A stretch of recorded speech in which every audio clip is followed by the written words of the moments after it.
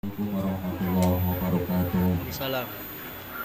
Nuhun paring kawula matur pinanggot Jamiatul Rasul Lisan dhateng asanipun Syekul Bait mugi derajat Bapak Wasiran talah kulongso.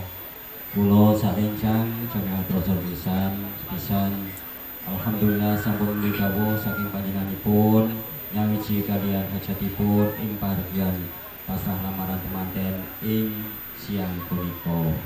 Alhamdulillahirabbil alamin. Derek ngaturaken syukur alhamdulillah dumateng Allah Subhanahu wa taala awit memakanipun purwa madyawisana tansah lancar lan manggih aral satunggal punapa.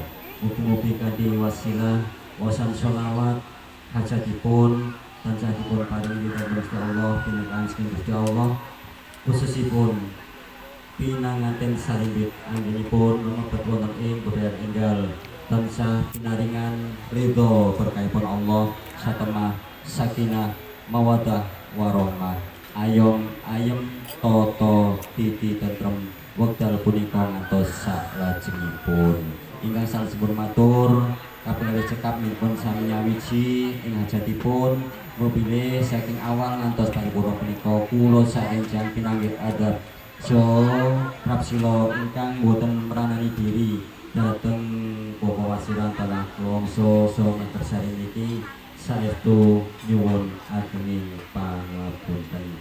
Wa insyaallah sedaya kasainan ingkang dipun paringaken dhateng kula saenjang namung mujuk dhateng Gusti Allah mugi Bapak Wasiran talah kulongso pinaringan lintu pahala ingkang tikel matikel. Mugi-mugi kita dipun pinaken wonten ing wekdal lan swasa sanes ingkang saya bagya mulya. Kanthi atur pungkasan wabillahi taufik wal hidayah. Wassalamualaikum warahmatullahi wabarakatuh.